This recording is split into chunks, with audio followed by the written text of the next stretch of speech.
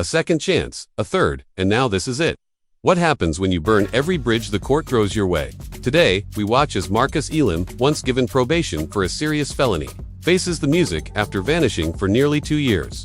Buckle up, this sentencing isn't going to be pretty. You're Marcus Elim?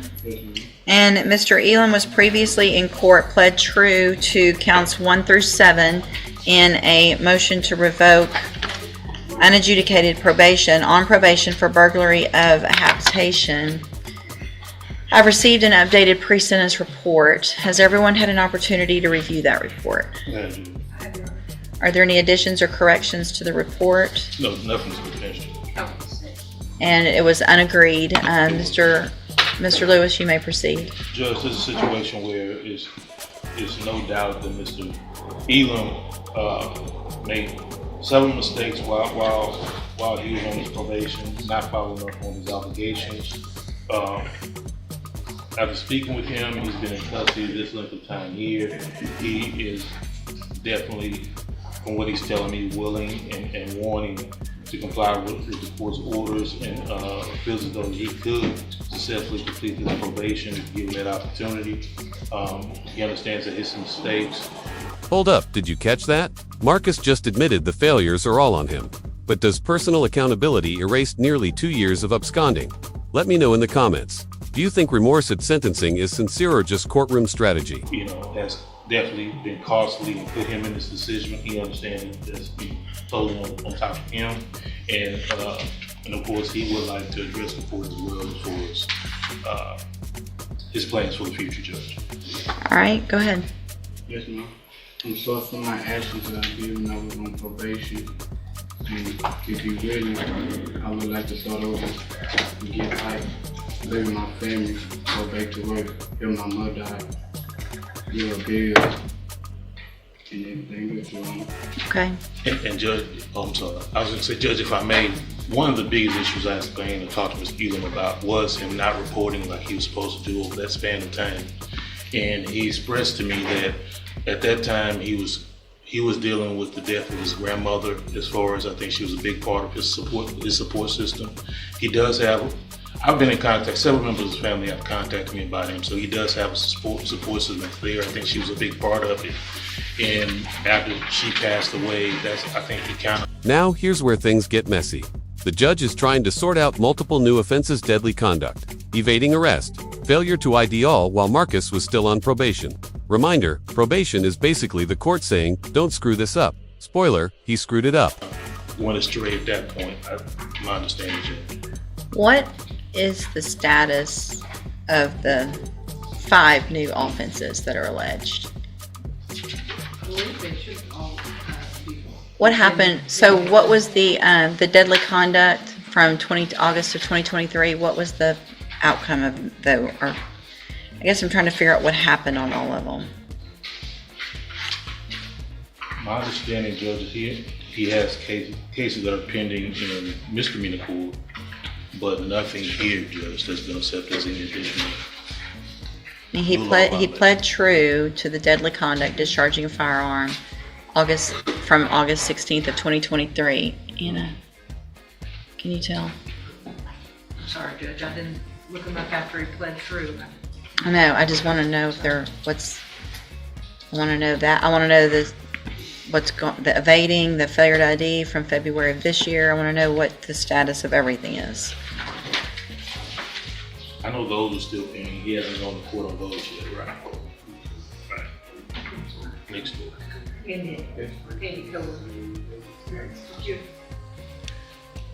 Mainly the August 16th, 2023 offense dates are the 2 deadly conducts. I want to know what the status of those are.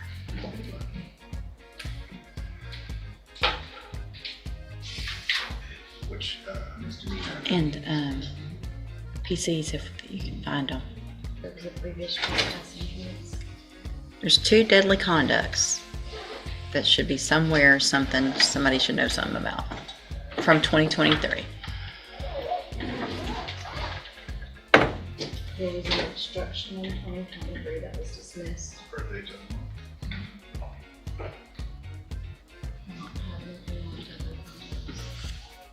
What's the offense date of that one, the 2023? Tab 323. Daily conducts from August of 23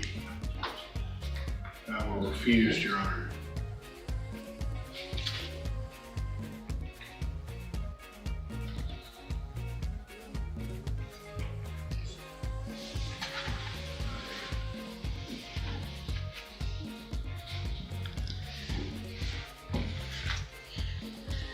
Do you have any, I guess if they were refused, you don't have any documentation or a PC I might or? be able to see a reason, Your Honor, for the refusal. I'm going to pull that up right now. Thank you. There's not. Just said unlikely to prove. I mean, but Wait, ... He pled true to discharging a firearm and now they're saying the charge was refused by prosecutors. This right here shows the disconnect between what gets filed and what actually happened. Just because something gets dismissed doesn't mean you're innocent. And Marcus, he admitted to it. true to it, so obviously there's that.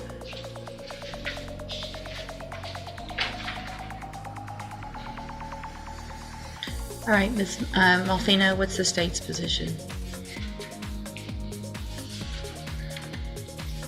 Judge, I'm kind of torn on him. Obviously, the concern is the length of time he absconded. I mean, it wasn't just a month or two. They looked for him for almost 2 years, a year and a half at least. And in that interim time period, regardless of them having been filed or refused or whatnot by the intake division, he has pled true to at least the court standard of having committed all of those new offenses while on probation. Although he has no felony convictions, it looks to me like he ordered him to ISF cognitive in 23. Mr. Lewis had made mention that he never went. I don't know if they didn't have a bed for him and eventually he timed out of that, or something happened and the new offenses came up and they wouldn't take him. I think when he had the prior MTRP, I don't know if it was at the new case or a prior MTRP, I'm not sure, but ISF was ordered, but at some point, I guess it's happened, he timed out or something because he was released from the jail. Do you have a record of that? He hasn't been. He wasn't able to due to pending legal issues at the time, and he was ordered to complete moral reclamation therapy in lieu of, but he never. So it was the new offenses that were holding him up. Correct. It looks like there was a non-prosecution affidavit of assault victims. He pled true to it. Correct. So, I just want to let you know. That's yes, why it wasn't there. perfect. Thank you.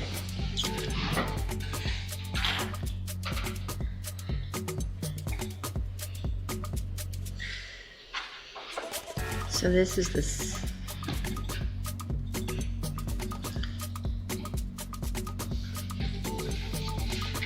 So there was a motion to revoke back in 2023.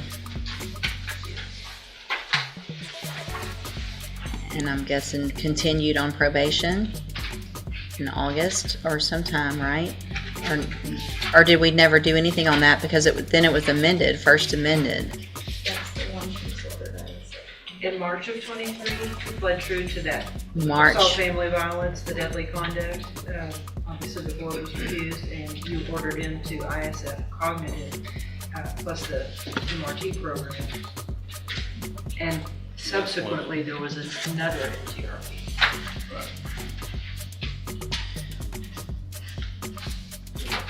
So you get an opportunity to be on probation for a burglary of a habitation. And I'm going to really make sure I've got this right. So you get deferred probation for burglary of a habitation, second degree felony. You get out, you commit 3 new offenses, 2 deadly conducts, discharging a firearm, and an assault family violence on that same date. Regardless of what's come of those cases, you've admitted that something happened on that day, right? So you come in front of me on a motion to revoke your probation. I say, okay, let's give you an opportunity to go to ISF. But because I guess something else must have been pending, maybe misdemeanors or something, you don't go to ISF. So you end up just getting out, getting another opportunity, and then you go and evade arrest or detention and fail to ID. We're back here again.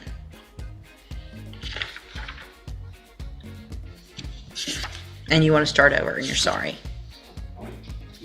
Think about how. And here it comes, the judge drops the hammer. You're sorry, she asks. That's not just legal skepticism, that's moral disappointment. Think about it. Multiple new charges, skipping probation check-ins, and now a plea for mercy. Is it too little, too late? How that sounds.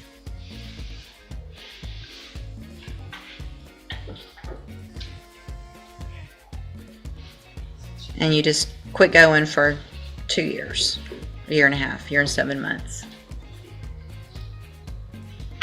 You just think you were going to get to be out and we were going to forget about you? You know? I mean, how old are you now? 23. 23. You started this when you were 19. Feel like you're not taking advantage and you're not growing up and making better decisions.